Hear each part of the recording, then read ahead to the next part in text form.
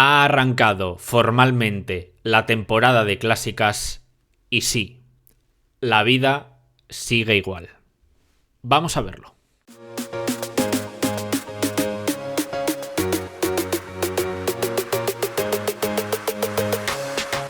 ¿Qué tal, amigos? ¿Cómo estáis? Bueno, lo primero, antes de analizar lo que ha dado de sí el conocido como Opening Weekend, lo que ha pasado en Galicia y lo bien que ha corrido Juan Ayuso en las clásicas de Francia, ya sabéis lo que toca. Y lo que toca es que rápidamente os tengo que pedir que dejéis un me gusta en el vídeo, que comentéis vuestras impresiones, vuestras opiniones y cualquier tipo de cosa que os ocurra, y sobre todo que os suscribáis al canal, porque de esta manera nos ayudáis a David, a Juan y a mí a seguir creciendo, a que nos sigamos motivando para traeros este tipo de contenido a YouTube y, en definitiva, para que el Maillot llegue cada día a más gente y esta fantástica comunidad ciclista que conformamos se expanda por momentos. Y dicho esto, vamos al lío.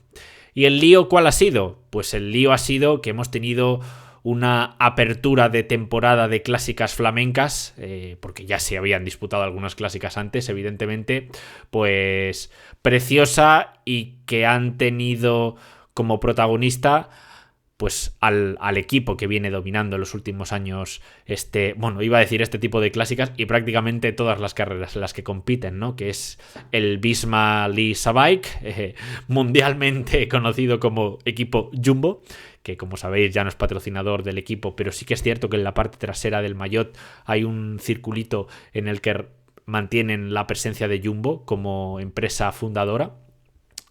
Y bueno, como digo, la realidad es que tanto el Omloop Het Nieuwsblad como la Kuurne Bruselas Kuurne estuvieron dominadas de principio a fin por el Visma. En el Omloop se impuso Tratnik, en la Kuurne hizo lo propio un Wout van Aert, que nos dejó a todos los aficionados españoles, yo creo que un pelín fríos, porque esperábamos que realmente Ogier Lazcano tuviese la fuerza necesaria para pelear por la victoria ante Wout van Aert y a Tim Wellens. No fue así, evidentemente era un final idóneo para Van Aert, que era muchísimo más rápido que los dos corredores que le acompañaban en la fuga, que Lazcano y Wellens, y la verdad que Van Aert, pues lo dicho, no tuvo demasiada oposición en esa parte final de la carrera.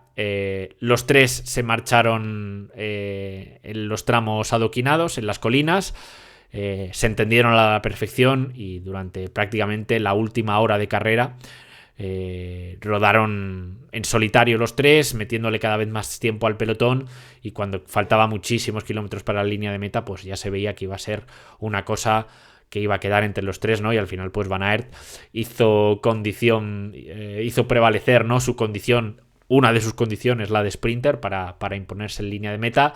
Y bueno, aún así yo creo que evidentemente Lazcano fue tercero, no pudo ganar, pero yo creo que hay que ir más allá, ¿no?, de eso, y la realidad es que por momentos a mí me costaba creer estar viendo a un campeón de España, a un ciclista con el maillot de campeón de España, pelear en los campos de Flandes por una carrera como la Kuurne, ¿no? Nunca en la historia, y ojo con este dato, nunca en la historia un ciclista español había subido al podio de esta carrera, y la verdad que yo tengo que reconocer que a mí Lazcano, como ciclista, me tiene completamente enamorado, porque tiene una planta imponente, tiene una calidad abrumadora, y verle rodar es una auténtica maravilla, ¿no?, para todos los que nos gusta el ciclismo, ¿no? Y ya si le acompañan dos ciclistas de la calidad de una superestrella, ¿no?, del ciclismo como es Van Aert, y de un ciclista con muchísima experiencia y con muchísimos kilómetros en sus piernas como es Tim Wellens, pues para qué queremos más, ¿no? Fue una jornada preciosa de ciclismo que vino precedida de un día en el que el Visma comenzó avasallando, ¿no? En el Omloop Het Nieuwsblad al final se impuso Tratnik con un ataque en la parte final junto a Nils Politt, que es verdad que lo que hizo el alemán del UAE en el último kilómetro fue muy criticado, porque le puso en bandeja la victoria al esloveno, pero yo creo que Politt sabía que no tenía opciones de ganar a Tratnik porque este llegaba en un estado de forma fantástico y también porque llegando era más rápido que él, y yo creo que Politt se vio en una tesitura un poco imposible, ¿no? La de decir, bueno, si no tiro nos van a coger por detrás y va a ganar otro ciclista, y si me pongo a tirar le voy a dar la victoria a Tratnik, pero yo por lo menos voy a ser segundo. Eso es probablemente lo que pensó el corredor alemán. Es verdad que de cara al aficionado, pues no es lo ideal. A todos los que estuvimos viendo la carrera, yo creo que nos dio un bajón al ver que no íbamos a tener un sprint verdadero por la victoria, pero la realidad es que la tesitura de carrera pues llevó a eso, ¿no?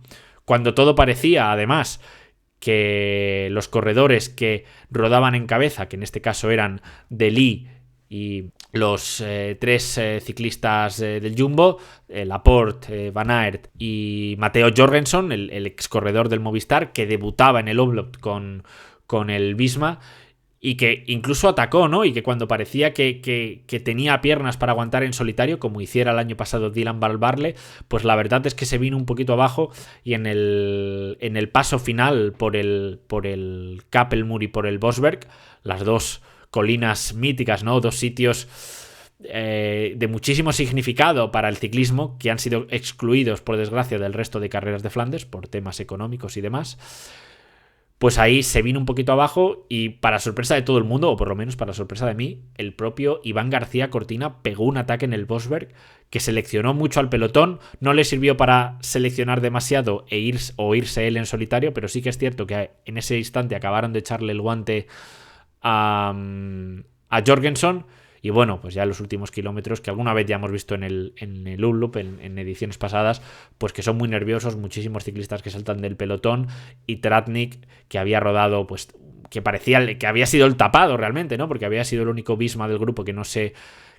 o el único Visma con capacidad de ganar, que no se había metido en el corte bueno, en el que, por cierto, antes no lo he citado, pero también estaba Tom Pidcock, el ciclista del Ineos. Pues reservó fuerzas en el pelotón, en el momento oportuno metió el estacazo y se llevó pues la que probablemente sea la mejor victoria de su carrera deportiva. Un ciclista muy veterano de 34 años que ha encontrado, como suele ser habitual, su mejor nivel y sus mejores piernas en el equipo neerlandés. Como digo, fue un opening weekend completamente dominado por el Visma. Se hizo lo que ellos quisieron. Y a mí me da un poquito de miedo, ¿no? Que por segundo año consecutivo tengamos otra vez un dominio imperial del Visma en este tipo de clásicas. Este año, sobre los adoquines, no va a estar Tadej Pogačar, que el año pasado, a partir de L3 Harelbeke y sobre todo en el Tour de Flandes, que ganó, pues fue capaz, ¿no? Digamos, de desarbolar un poquito al conjunto neerlandés. Y este año todas nuestras esperanzas están depositadas en el Alpecin, en el equipo del campeón del mundo, en el equipo de Mathieu van der Poel, que no va a debutar hasta la Milán-San Remo y que después sí estará en las principales clásicas flamencas, en el E3, en la Gante, en el Tour de Flandes, por supuesto, y después en la París-Roubaix, ¿no? El Alpecin, donde también corre Philipsen, que ha estado un pelín desdibujado este fin de semana, no le han acabado de salir las cosas, pero bueno, también estaba debutando, todavía no había competido, creo, en esta temporada, y bueno, pues es normal que el motor no acabe de carburar del todo. El propio Van Aert dijo que ni mucho menos estaba en su mejor condición, lo dijo después de ganar la Kurne, que había sufrido mucho en los tramos más duros y que todavía tenía margen de mejora, ¿no? Es verdad que ya sabemos todos que la aproximación de Van Aert a esta temporada de clásicas ha sido distinta. Ha sido la primera vez que ha metido carreras antes de las clásicas, en este caso la Volta al Algarve, donde ganó una etapa al sprint y bueno, Van Aert ha enfocado una preparación para llegar en perfectas condiciones pues a la semana de Flandes y Roubaix, ¿no? Ya lo hemos hablado muchas veces. Van Aert está ante un año decisivo en su carrera deportiva. Ha ganado todas las grandes clásicas de adoquines, menos los dos monumentos, menos Flandes y Roubaix, pero el resto las tiene todas en su palmarés. Es el Omloop del domingo, la Kurne del domingo, perdón, el Omloop de hace 2 años, 2 ediciones de L3 Harelbeke, y en 2021 ganó también la Gante, y el año pasado digamos que se la regaló a Laporte, en lo que fue un movimiento un poco, bueno, que a mí no acabó de gustarme. Lo dicho, el inicio del Visma y de Van Aert no ha podido ser mejor, Y veremos a ver lo que les depara la temporada de clásicas. Los próximos grandes eventos son la Strade Bianche y la Milán-San Remo, donde no va a estar Van Aert y donde va a liderar al equipo Laporte. Así que bueno, veremos a ver si a Van Aert le sale bien la apuesta por olvidarse un poquito ahora de las carreras italianas y de centrarse exclusivamente en las carreras sobre adoquines. Y a un Visma que, como digo, le ha salido el fin de semana redondo porque paralelamente en Galicia, en el Gran Camino, Jonas Vingegaard por segunda temporada consecutiva ha arrasado. Ha ganado las 3 etapas que se han disputado. La primera etapa, la contrarreloj, no se disputó. Es verdad que no contaron los tiempos para la general, sí para la victoria de etapa, pero bueno, es lo que... No quiero meterme demasiado en esa polémica. Todos los que me seguís en el Maillot, en el podcast, ya sabéis lo que opino de este tipo de situaciones. Pero lo que es evidente es que si la etapa era lo suficientemente segura como para que contabilizasen los tiempos de cara a la victoria de etapa, también era lo suficientemente segura como para que los tiempos contabilizasen para la clasificación general. Fue una decisión, evidentemente, que la organización de la carrera se vio obligada a forzar si quería tener un mínimo de competición, pero yo creo que aquí, de nuevo, el criterio de los ciclistas se volvió a imponer sobre el criterio, pues en este caso, no os voy a decir de la organización, sino del criterio del sentido común. El ciclismo es un deporte en el que los factores meteorológicos están estrechamente ligados al deporte en sí. Lo ha sido siempre, lo serán así siempre. ¿Y qué queréis que os diga? Evidente. Mira, os voy a decir, a mí en la última etapa, en la que se acortó y en la que se aplicó el protocolo de tiempo extremo por frío, me pareció que estuvo razonablemente bien aplicado. ¿Podía no haberse aplicado? Sí, pero bueno, teniendo en cuenta las alturas de temporada en la que estamos, pues no lo veo del todo mal, ¿no? Que se dispute parcialmente la etapa, que se acortó en este caso un paso, ¿no? Por la subida final, pero bueno, tuvimos competición, la carrera se pudo disputar, la organización también puso mucho de su parte para que así fuera, y en ese caso me pareció un protocolo que, hombre, pues sí, a lo mejor hace 20 años la etapa se hubiera disputado en su integridad plenamente, pero bueno, nos guste o no, los tiempos van cambiando, el ciclismo va cambiando también, y bueno, es lo que hay. Pero lo que pasó en la contrarreloj inaugural me pareció sinceramente un despropósito de los que estamos habituados a ver, ¿no? Por desgracia nos ha tocado ver muchos casos de este tipo en el Giro de Italia en los últimos años, en los que los corredores prácticamente se han negado a correr y a los organizadores no les ha quedado más remedio que rendirse ante ellos, que arrodillarse ante sus demandas. Y bueno, pues a mí, ¿qué queréis que os diga? Ya me da más pena que rabia, ¿no? Antaño me daba más rabia que pena, pero bueno, ahora hay una parte de mí que tiene asumido que esto no tiene visos de cambiar y que cuando hay protocolos, o cuando hay, mejor dicho, días climatológicamente adversos, pues va a ser complicado que en el ciclismo de hoy en día pues tengamos, ¿no?, esos días de épica que antaño sí teníamos. Evidentemente los ciclistas tienen que correr con ciertas condiciones de seguridad aseguradas, pero yo creo que muchas veces exageran y no se disputan etapas o carreras que sí que se podrían haber disputado, porque también hay que tener en cuenta que a lo mejor para el Visma o para un equipo World Tour el Gran Camino no es una carrera demasiado importante, pero sí lo es para un equipo profesional o para un equipo continental, y esos equipos grandes no tienen derecho a arrebatarle a esos equipos su oportunidad de lucirse y de conseguir puntos. Es que esto también hay que tenerlo en cuenta, que los principales damnificados son los equipos para los que este tipo de carreras son fundamentales. Y esto muchas veces no se tiene en cuenta y es un factor determinante, y yo diría que es el factor esencial de todo este lío. Quizás si los organizadores tuvieran plenas competencias para invitar a los equipos que quisieran, pues no se producirían este tipo de situaciones. Pero bueno, eso en el ciclismo de hoy en día y con el sistema World Tour es inviable, pero bueno, lo dejo ahí, ¿no?, como una idea o como una posible solución para evitar este tipo de situaciones en el futuro, que, como ya os digo, no soy demasiado optimista. En el aspecto deportivo, lo dicho, un recital de Vingegaard. Nos hemos alegrado todos muchos de ver al mejor Egan Bernal desde que tuvo su accidente en la llegada de la segunda etapa. Y bueno, poquito más que contar, ¿no? Vingegaard que vuelve a demostrar que es mucho más que un buen escalador y un voltómano, ¿no? Y ahí queda el descenso que protagonizó en la tercera etapa. Me ha encantado ver a Raúl García Pierna, el madrileño del Arkea, que ha empezado la temporada como un tiro.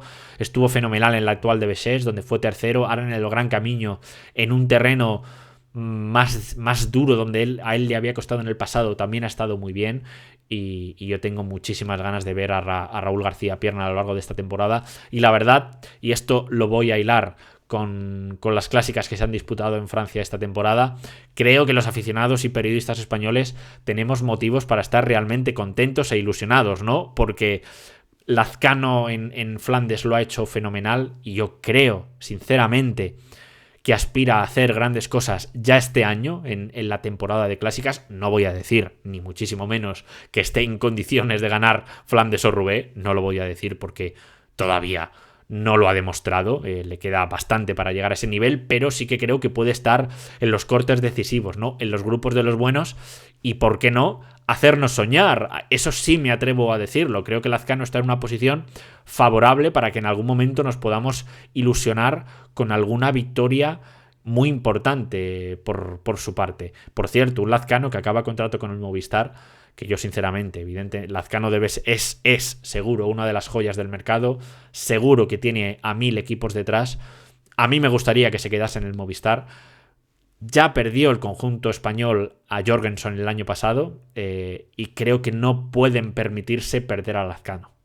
Creo que es un corredor fundamental para el Movistar, que además ha evolucionado como corredor en este equipo, y creo que lo ideal sería que continuase en el Movistar, pero seguro que con un contrato mucho más elevado del que tiene ahora mismo, porque Lazcano es que está al nivel, a nivel, digamos, de proyección en su terreno, casi que os diría que de Ayuso o Carlos Rodríguez. Y tal y como está el ciclismo de hoy en día, en el que se compite en cada carrera de principio a fin, de enero a octubre, un corredor como Lazcano es oro para cualquier equipo.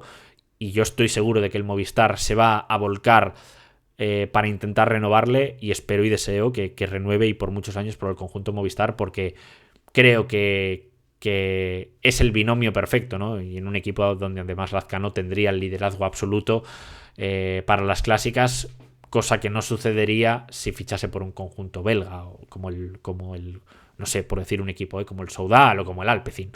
Así que, bueno, veremos a ver qué ocurre con un Lazcano. Y todavía me queda hablar de Juan Ayuso, que fue el más fuerte durante este fin de semana, tanto en la Von Ardèche Classic como en la Front Drum Classic, que tienen nombres muy parecidos, pero no son iguales. Y en la Von Ardèche, que se jugó la victoria al sprint junto con Romain Grégoire, Matías Esquelmose y Félix Gall, demostrando a Ayuso que tiene una muy buena punta de velocidad, porque tanto Esquelmose como Grégoire son tíos muy muy rápidos llegando, y sobre todo Grégoire no es fácil ganarle un sprint como el que le ganó un Juan Ayuso, para el que yo creo que era importantísimo empezar así la temporada. Era importantísimo, era fundamental por las complicaciones que tuvo el año pasado con la lesión. Recordad, no pudo correr hasta muy entrada la temporada, no debutó hasta el Tour de Romandía, a finales de abril, principios de mayo, y nos dejó a todos con un sabor un pelín agridulce, ¿no?, en la Vuelta Ciclista a España, porque sí que es cierto que estuvo delante en la clasificación general, de hecho fue cuarto, pero estuvo, como el resto de corredores, a años luz del tridente del Jumbo, de Roglic, de Vingegaard y de Kuss, y nos dejó a todos con alguna sensación encontrada, ¿no? Por lo menos a mí. Yo creo que para Ayuso era muy muy importante empezar así. Seguro que esta victoria y estas actuaciones en Francia le han supuesto un chute de confianza.